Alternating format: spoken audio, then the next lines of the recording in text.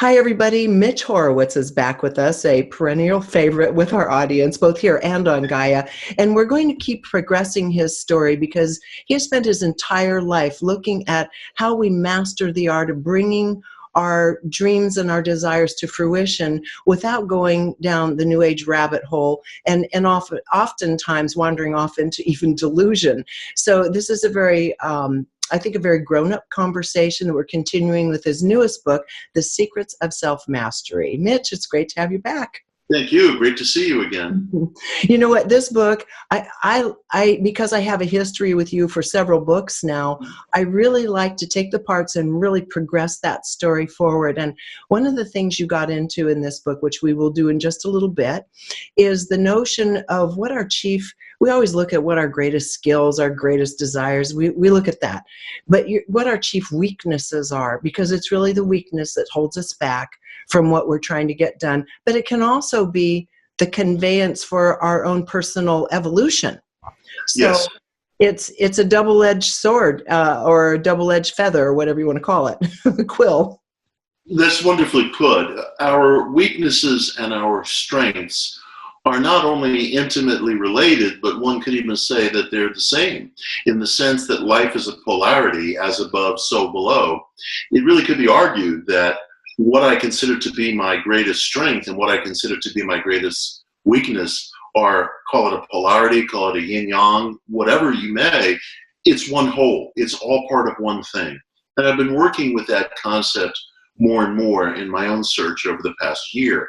So identifying one's chief weakness not only is helpful in terms of managing relationships and realizing the barriers that are inevitably going to occur, going to crop up during day-to-day life, but it also might provide a hint as to what our real strength is. Like, for example, I try to be very frank with the reader. Well, yeah, I'm not going to let you tell just yet, because you and I are going to share in a little bit, because you and I share the same weakness. We share the same weakness. The way we approach it in the same way. So what I want to do is I'm teasing people just a little bit with this. We're going to get to our weaknesses and how we work with them. But first I want to start building forward, because you have been doing a lot of workshops. And one of them you did in Denver about a year ago or so, which is included in this newest book.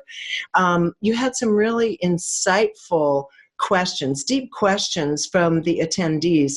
And I like the fact that you're really humble that way. You even set it up. We're learning from each other. We're always learning all the time from one another. So do you mind if I dive into a few of those questions? Okay, go for it. One of the people was saying, I read Think and Grow Rich when I was young. However, it just didn't make sense to me, because Napoleon Hill talked about the fact that we need to have this burning desire. And he said, I didn't ever have a burning desire, but what I did have was trust.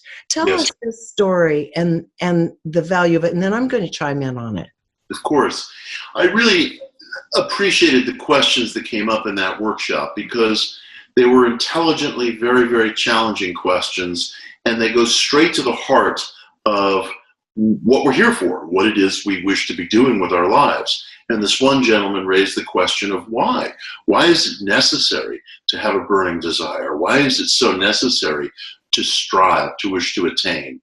And he challenged me and said, look, my attitude is one of trust. I assume that if somebody wants me to do a job, if somebody wants me to show up somewhere, I'm needed, and I'll go okay, and I'll show up, and that's what's governed my life. I don't have this wish, this burning need. And I heard him out, and I thought what he described was powerful, was worthwhile, and I have no challenge to it, but it's not my path. It's not my path. My path is one of attainment. My path is one of aspiration. And if an individual says, hey, that's not for me, I'm into trust, I'm into non-attachment, I'm into non-identification, I'm into service, I salute that, but I would have to challenge that person back. Be sure that you mean it. Be sure that you mean it. Because I think a terrible trap that we can get into sometimes is copying to virtues that we don't really possess, that we think we ought to possess, that we think sounds spiritually right and correct, that we think will bring us praise from our peer group, including the peer group that just exists in our heads. So if your path is one of attainment, as mine is, embrace that. Let's address it honestly and ethically. If your path is one of trust, of non-attachment, of service, whatever one wants to put to it, just be sure that you really feel that. Be sure that you really feel that, because nothing will fritter away our energies more than telling ourselves we embrace something that we really don't. Absolutely true, to have that internal congruence. And I'm going to chime in on that because in I think the greatest sense, I actually relate to that story. And it is I have a very kind of yin way of approaching life. I ended up in the media on a dare, didn't want to do media, been in it my whole life, but started recognizing as the years went on that I was supposed to be in media, that I could use it for some good and go beyond the things I was doing on network television and local networks. And so it kind of had it had a life force of its own, even though I wasn't passionate about it nor attached to it.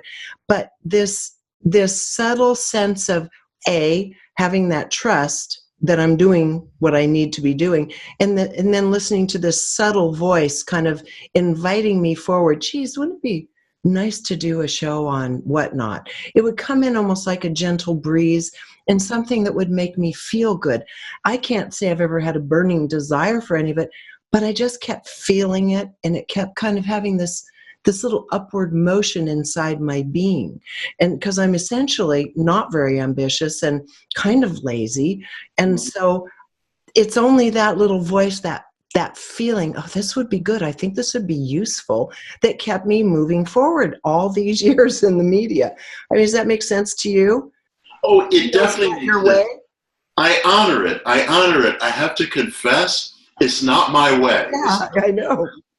I'm a very hot-blooded Sagittarian fire sign, kind of figure, and I really dive into things. And I sometimes, Regina, to relax, but not only to relax, but to just try to understand more about life, I read a lot of celebrity biographies, not necessarily because I'm super interested in the lives of celebrities, but because sometimes, even in the midst of a very polished, sometimes ghost-written book, a celebrity will disclose something about him or herself that's very true, and you learn something about the times we live in, you learn something about yourself. And I've been touched by biographies I've read of different entertainers from different generations. One was Sammy Davis Jr., the other was Paul Stanley, the frontman for Kiss. And they both said extraordinarily similar things, even though they're very different individuals, which was that when they were growing up, people were cruel to them for various reasons. For Sammy, it more had to do with racism. For Paul, it more had to do with being kind of a misfit. And their path to stardom was catapulted by that cruelty that they felt they were trying to recover from. And again, I thought to myself, the conventional approach to encountering that kind of material, especially within our New Age culture, is to say, hey, you can't fill a hole in your psyche with outer success. You can't make yourself feel better by glomming onto fame or property or what have you. And my approach to that is, be very careful with that judgment. Be very careful. I agree. You don't know that until you've actually attempted it. Very often those things are getting said by people who haven't walked that road, and they might not know that maybe for those individuals that was an element of the satisfaction that they were looking for. Perhaps not the only thing. Obviously we have to have self-understanding and a variety of, to a degree, to the best degree that we're capable.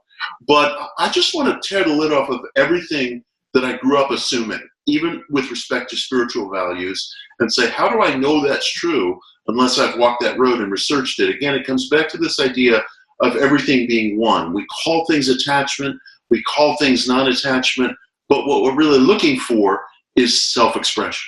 Yeah, absolutely. Whether it comes in as a gentle breeze, more like it does with me, or whether it comes in like a fire in your belly, either way, it's inviting us forward into the thing that we do, that we want to do, that we want to express. So I like the fact that you put that out there, because these are distinctly different and equally effective ways of working. It depends on you, the individual.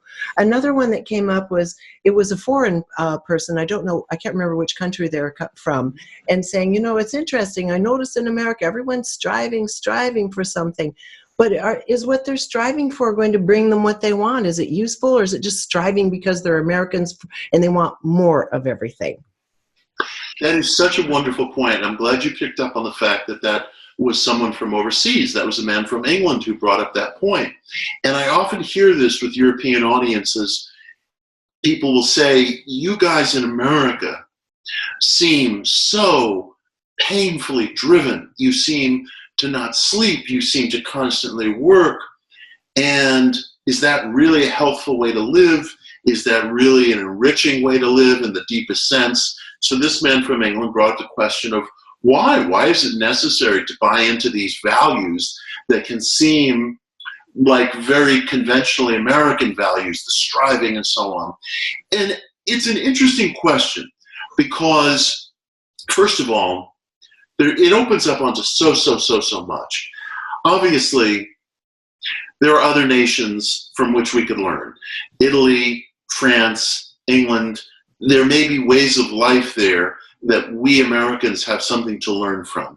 At the same time, those societies, along with other societies, including nations of the East, historically, those societies were very stratified by class, by economics, in ways that were more deeply felt than certainly what we know today. Mm-hmm. And the truth is, in certain nations of the world, advanced nations like a France, technologically advanced, industrially advanced, like a France or an England, and this was true in India too, the position that you were born in was almost certain to be the position that you would die in, barring some radically unforeseen circumstance.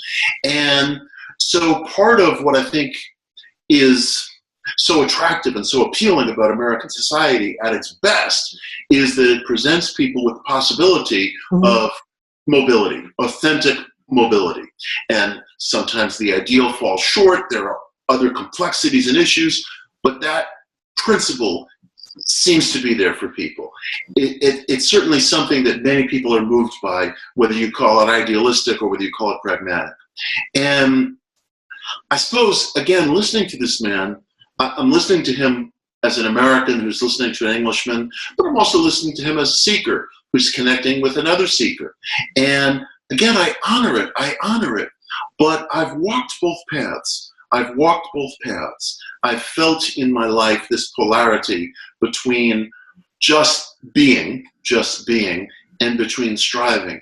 And the periods in my life where I felt more at home, more comfortable, more at ease in my own skin have been those periods of striving. And I'm not prepared to put a label on that, a label like attachment or a label like identification or a label like, I don't know, hyperactivity. Those are periods of my life that through the laboratory of experience have proven the most satisfying to me. This is true. And without sounding, American-centric, I mean, I think there's a reason people around the world often try to make their way here, because there is this kind of a shininess about having to do with possibility.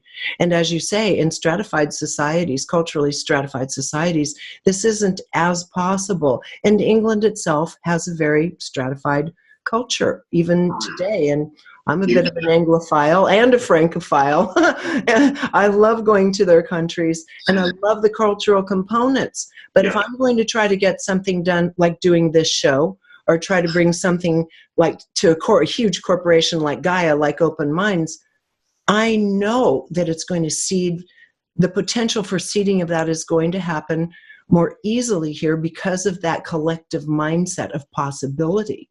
Yes.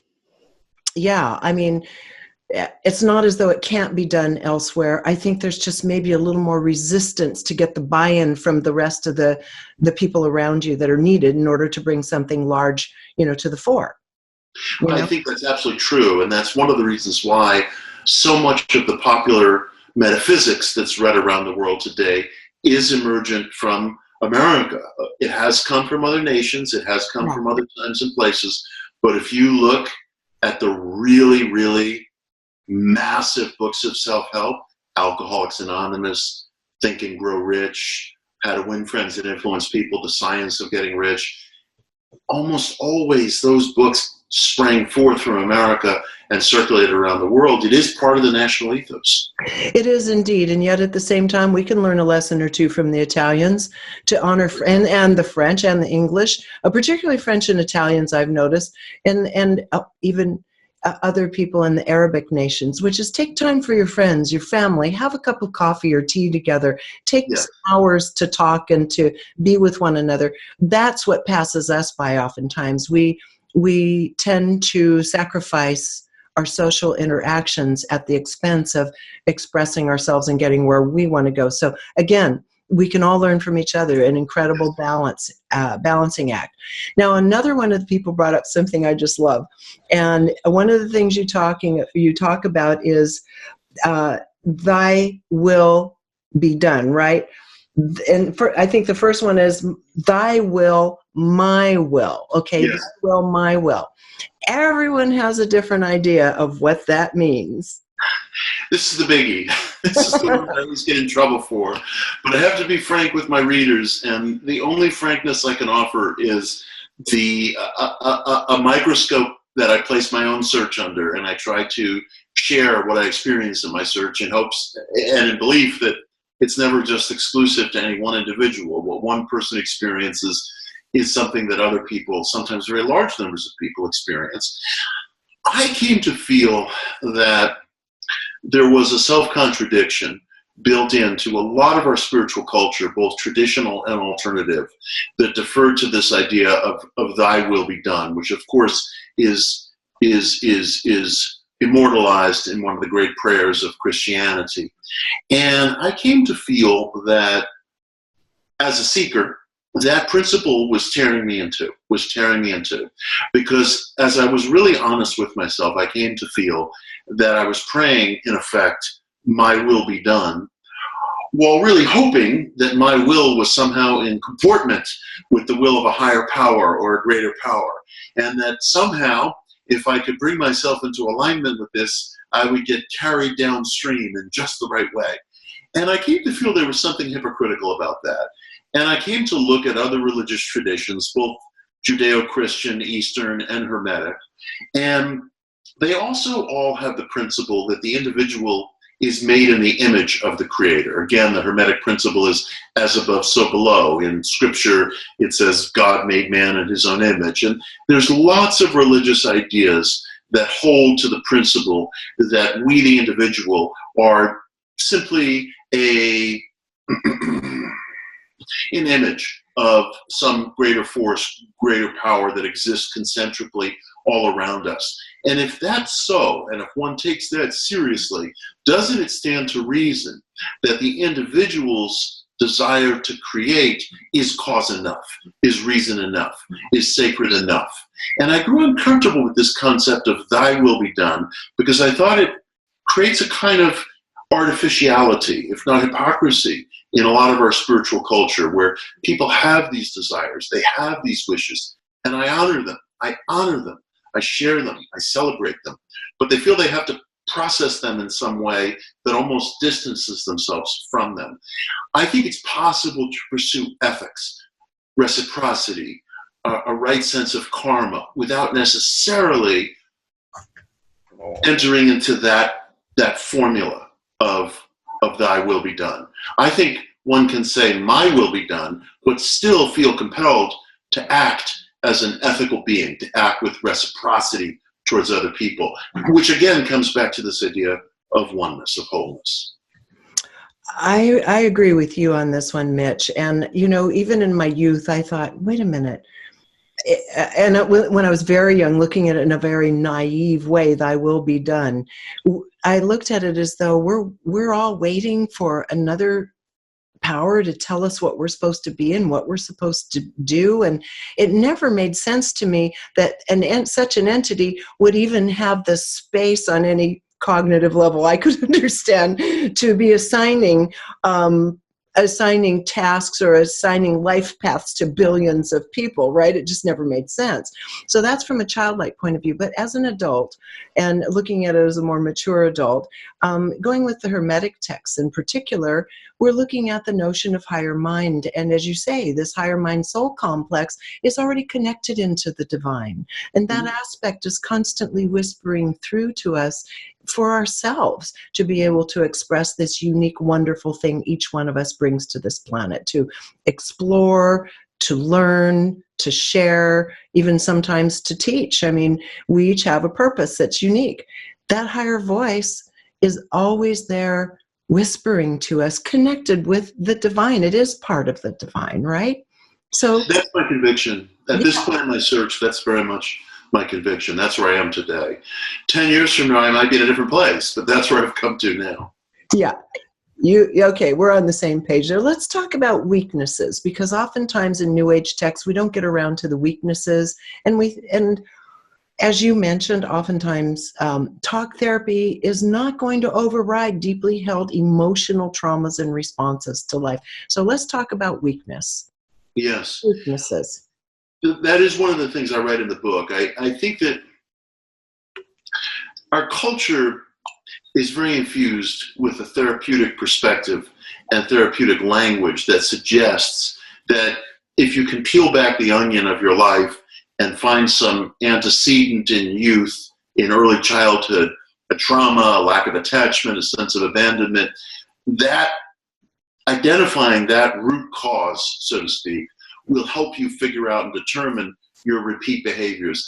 And I grew up believing in that, as many of us did. And I certainly honor the therapeutic path. I honor the path of self-discovery.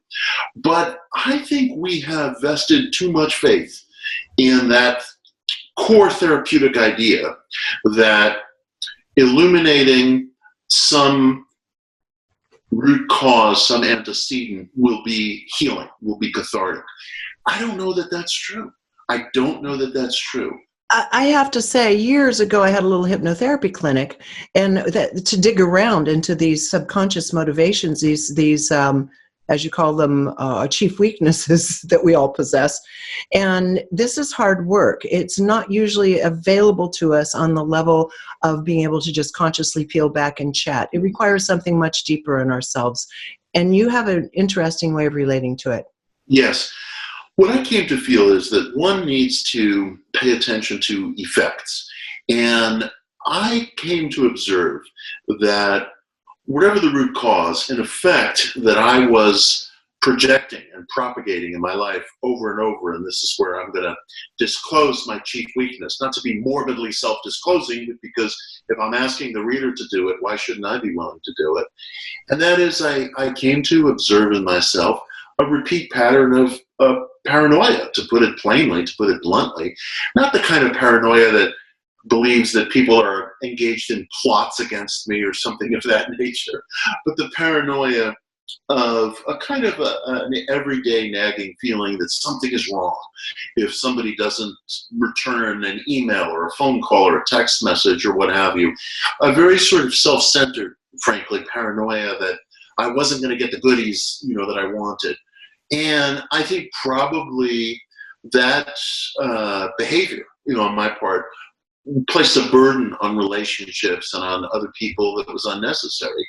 And the mere identification of that in and of itself is not healing, but it does give me a baseline from which to observe myself. And I think we have to be really, really blunt and self-disclosing and self-revealing about our chief weaknesses. And again, I offer this not because I feel like shouting something unappealing about myself from the rooftops, but because I want to encourage this kind of self-disclosure in other people, if I'm at least willing to be transparent about it myself.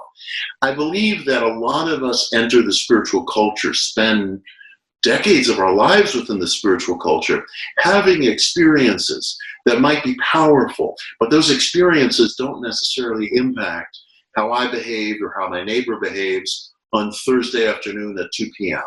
And I've seen a lot of people fail to live up to their potential because they substitute experiences for life change. And experiences can be a lot like flying up in an airplane or a helicopter or something, looking out the window and seeing the world below and feeling this transcendent sense of perspective, and it's wonderful.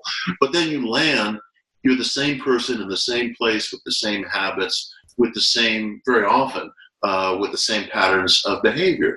So it's insufficient to have experiences. There has to be a true determination to identify those things in life that might be holding me back, that might be holding my neighbor back.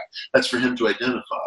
I have known people within the New Age culture who, for example, have had wonderful experiences, but they've never cultivated accountability, for example. They don't show up for things on time. And it degrades their experience in life. I've known brilliant artists within the New Age culture who suffer from problems with rage, and they've never identified it. And this rage will come out in various ways that lays waste to their relationships. It goes on and on. So I think that sometimes pursuing these ultimate questions of life can become almost a distraction, almost entertainment in a way, if hand in hand with that, we're not working with these real areas where we stumble, we fall, we repeat behaviors, we hurt other people. And without that, our experiences in the normal hours of daily life are never going to really improve. You're so right about that, and I think it's really important that we all everybody understand. And I'm not saying this as a bumper sticker. Every single one of us is flawed. We all suffer from some form of feeling isolated, some kind of guilt, some kind of shame, some kind of judgment. Every human being. I have never met an exception. Maybe one person. I've actually, other than this one person, I have never met an exception to this, and she probably argue otherwise herself. And so we're so terrified, particularly in the New Age community where there's such a high bar that we're setting for reality and for ourselves. Very hard to take this shadow side on, as you say. I hope you're enjoying this video, because if you are, there are dozens more like it on my site, all supported by people like you. So if you'd like to keep this work rolling in and join our community, just click on the Patreon button at reginameredith.com. That also gives you access to insider commentary, my live book club, and other live events with special guests. So join in. Thanks. Now, this shadow side that you speak of also propels you into a type of compensation that actually works for you. Let's talk about that part. Yes. It's really remarkable the extent to which failure, falling down, disappointment becomes tremendously self-fortifying if we can allow it to. And that might sound like a sweet and syrupy idea, and I would suggest that it's anything but. It's anything but. When we suffer, that suffering is enough to disrupt and shake up calcified habits of thought, maybe calcified patterns of relationships that we're in. Maybe suffering means that we really need to take a second look at certain relationships, certain associations, whether they're family relationships, whether they're friendships. Save us from our friends. Sometimes our friends can be the most difficult burden that any of us have to carry, whether it's coworkers or whether it's just bad patterns of behavior or something that we're doing that's not netting the result that we're looking for. Failure and suffering and difficulty, painful as it is, can be so extraordinarily instructive if we allow it to be. Nietzsche wasn't joking when he wrote, "That which doesn't kill me makes me stronger." Rumi wasn't joking when he wrote, "Pray for a tough instructor." No great figure, no ethical figure, from Lao Tzu to Marcus Aurelius to Ralph Waldo Emerson, was joking when observing that suffering serves to disrupt calcified and ineffective thoughts, actions, relationships. And I really want people to look at these things very freshly and very carefully, because the words can sound familiar, but the profundity is felt only in application, I see people who fritter away tremendous, vast hours of their lives because, for example, they're around people who are cruel to them. They're around people who are hostile to them. And sometimes the spiritual advice is you have to forgive, you have to fix yourself, don't worry about the other person, ignore the other person, change yourself, And my feeling is actually the individual is entitled to be around nurturing relationships. The individual is entitled to be around people who don't behave with hostility. In fact, sometimes the problem is in environment, relationship, setting. Sometimes the problem is in myself. Sometimes it's both. Sometimes I'm hanging around people perhaps who are reinforcing my worst traits in one way or another. Whatever the case may be, the weakness that one feels, the suffering that one feels, and I know how painful it is, and I would never make light of it. People suffer in this life, and I take that very seriously. But there almost always is a vital, urgent, important lesson in that can be more fortifying than success, even though success is what we all crave. Again, I like interviewing you also because sometimes it's an echo chamber because we have a lot of the same philosophies, I have to say. But, when we are going through these painful reactions to life, for example, it's simply reflecting to us what exists in the subconscious mind, which is below the level of our conscious awareness. But it shows us through our feelings and reactions to life. It's speaking to us. We may not know the precipitating event that made us feel angry or cruel or judgmental, but the fact that it's showing itself in this moment means it exists, and you don't have to peel back the layers of the onion, but you do need to look at it. And I have the same one as you. If someone doesn't return a call for a few days, I immediately think, what did I do wrong? That you call it paranoia, that kind of worry. I assume that I've done something wrong. I'm going to be abandoned. And so, like you, I go for a plan B. Well, if it doesn't work out, it's okay. Everything's okay. And I create my plan B so there's a stability at the core as a response to that. So we're very similar in that way. Each person is different in these emotions that keep presenting themselves throughout a lifetime until we look at them. Even something as simple as impatience. I'm very impatient when I'm driving on the freeway. I want to be in the fast lane. I don't want to be mean to anyone, but I want to get where I'm going without obstruction. Yeah. And so then I start finding, wait a minute, that person ahead of me or the person that just came over has every right to be in this spot too. They're just trying to get where they're going. Chill out. What makes you think you have any priority to get there any faster than another person? And then I have to look inside. Yeah, what creates that? All of us have these bugaboos that we need to start examining in order to be able to even effectively end this incarnation more intact than we started it. Yes.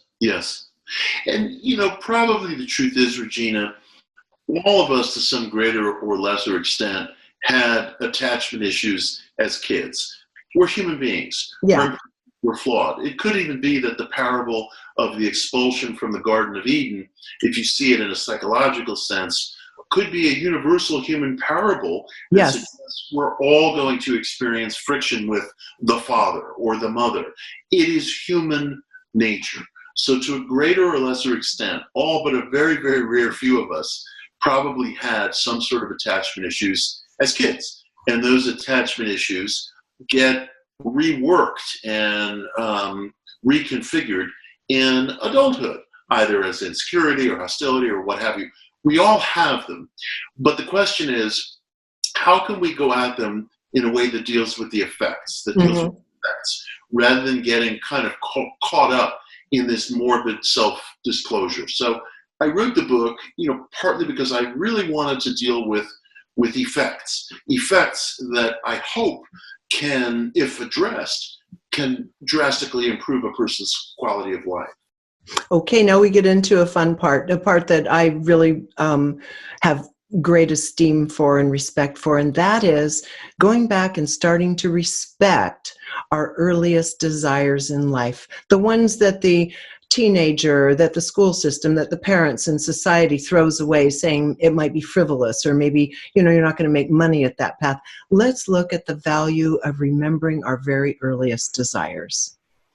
That has become very powerful for me. And that became a very powerful exercise for me several years ago. I began to realize that even when we're very, very young, even as young as sometimes age 3, age 4, certainly by age 5, we start to have a fantasy life, a rich fantasy life. And people sort of say, gee, every kid, at least of a certain generation, wanted to be a fireman or a ballerina or an astronaut or what have you. And yet those things are very interesting, because if you can clue in to what your fantasy life was at age 4, let's say, we do have cognizance at that age. We do form long-term memories. It's an incredible window into yourself, because I don't think a kid really starts to get heavily impacted by peer pressure until just a little older than that. I think peer pressure is probably asserting itself on kids at younger and younger ages nowadays, because there's just so much mass media. So this is probably changing. But it seems to me that when you're age 4, at least of my generation, this may no longer be true today because of just 24/7 digital media, but you're not fully in the grip of peer pressure yet, and you can start to learn something essential about yourself if you really, really permit yourself to go back to those earliest memories and fantasies. It can be so revealing, and one can say, well, gee, once I have that information, can I act on it? You know, life presents so many demands. Is it possible to act on it? And I would say, is it possible? Yes. Is it possible? Yes. Is it probable? We don't know. But have the information, be aware of that, and ask what it was that you were yearning for at that pre-peer pressure age that might inform you as to what your real aim is in life. It can be so valuable. And we have to remember, it may not be the purpose for our living. It may not have anything to do with how we're expressing ourselves professionally, but it's feeding us on another level. And for me, the first book I picked up at 5 was a coffee table ballet book, and taught myself the first, the 5 positions in ballet. And because I wasn't deemed to have a ballerina body, I didn't get to take lessons. But later in life, I would take modern dance, and, I was a crazy disco girl at one point, and then, Argentine tango, and then years of ballet, and now I'm taking tap dancing. But I noticed that throughout my life, what dance actually meant was a type of fuel for joy. My purpose in life is what I do. But the thing that keeps my tank full, I noticed this because if I don't dance for a while, I start losing my luster. I start losing some joy in life. So that is my fuel that propels me forward into a state of joy to do what I do and offer what I have for a living. Mm-hmm, mm-hmm. That's fascinating, and it's so important to be self-aware in that regard. I've had the good fortune that the things I dreamt of, that I fantasized about when I was 4 years old, when I was 5 years old, I've been able to come into much later in adulthood. And that's been one of the joys of my life. I love it. Yeah. And that's actually what got me started on thinking about questioning this model of attachment, of non-identification. It's the funniest thing. I remember once I was coming back from a vacation, and I was arriving back at Kennedy Airport here in New York City, which is home. And Kennedy is not the world's greatest place to fly into. It's a very kind of anarchic, somewhat dreary, chaotic place. And I got back and I felt really, really depressed. And I got a phone call from a producer at NPR, and she said she wanted me to come on the next day to discuss the topic of miracles. And suddenly my mood was dramatically lifted. I felt a sense of purpose. I felt my definite chief aim. And one could look at that and say, oh, that's just candy. That's just a sugar high. That's just a temporary fix. And I thought to myself, no. Know that. I felt alive again. I'm standing in the middle of Kennedy Airport, And I'm suddenly happy, and I felt alive, and I felt purposeful, and I'm looking forward to the next day. That put me on a scent trail that made me start to question everything that we refer to as a fix or sugar high or attachment or identification. I was getting in touch with my work, what I'm supposed to be doing. It was meaningful. I totally get it. I totally get it. And so now we talk about one area in your life when you were young, an intuitive told you that you really had a desire for power, and you felt kind of shame around it, like I did. Kind of icky. Yeah. And yet let's talk about the truth of what that means before we get into our final subject. It was such a trip. It was years ago, and I was in a parking lot having a conversation with a woman who's a psychic, fairly well-known psychic, and she said to me, as you just alluded, you know what you want? What you want is power. And she said, you have an overdeveloped superego, and what you actually want is power. And when she first said it, I felt, no, I want to push that away. I want to push that away. I don't want to be aggressive. I don't want to step on other people. I don't want to tell other people what to do. It sounded very unspiritual to me. And it sounded the opposite of where I felt myself to be at that time in my search. But I could never forget it. I could never forget it. It was such a matter-of-fact statement. And it really stayed with me. And as years passed, I had to come back to it and say, you know what? She was correct. She was correct. I do want power, not the power to push other people around or tell other people what to do. I don't want to be the boss man, but I want power that gives me the means, that gives me the agency to see through what I wish to accomplish in the world. I want that kind of power. I want to work with friends and collaborators where there's tremendous mutual respect. I want to be able to see something through from the seedling of an idea to its concretization in the world. I really do want that. And I feel her assessment was right. And it took me years to acknowledge it because I just didn't like the sound of it. I couldn't face it. I couldn't deal with it. So we have to discern and embrace what our true desire is and not judge it. It's there for a reason. It's coming from inside of us. Whether, like I said, it's a breeze or a fire, doesn't matter. It's coming from inside of us to express itself, and that train wants to move through us. And to deny it, to squash it, to take ourselves down a different road, and the thing I'm going to bring up now is not beneficial. So how many of us in our lives, I would say a very high percentage of people, including our friends watching this, have, quote, made their deals with the devil in order to be able to kind of live a life more or less what they would like to experience.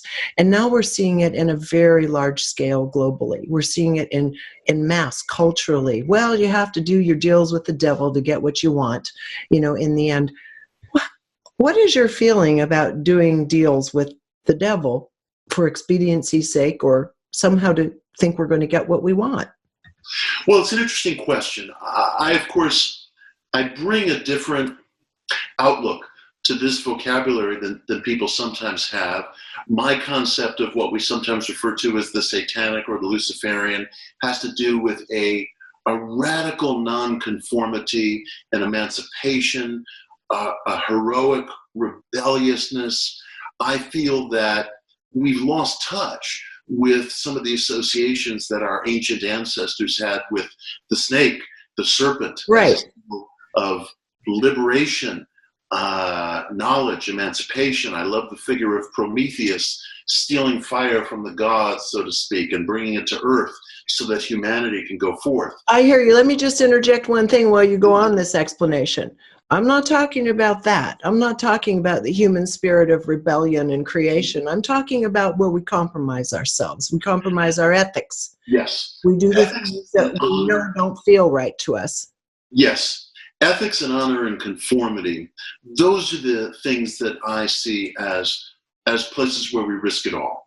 I think we do evil when we sign on to something that would reduce another person's opportunity to reach for his or her own full self-potential.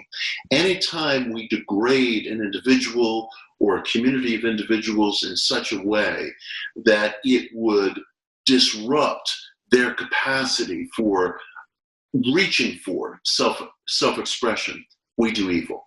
And when we make bargains, for example, with a reduction in quality, a reduction in transparency, a reduction in plain dealing, a delivery of something to the end user that's not really what we say that we're offering, that to me is evil. And that's done to the other as it's done to self, because I believe ultimately in cosmic reciprocity, there is one wholeness among humanity. And I believe that the individual has to come up with his or her own deepest code of ethics. It can't be done for us. It can't be handed down to us. Life in the 21st century, I think, is so complex that it behooves the individual to come up with his or her own set of ethics and honor, which can have a lot in common with classical religion, classical ethics, classical literature, but it must be one's own, and it must be for real, and it must be deeply felt, and it's not going to be handed to you by anyone proffering a book of references, parables, principles, vocabulary.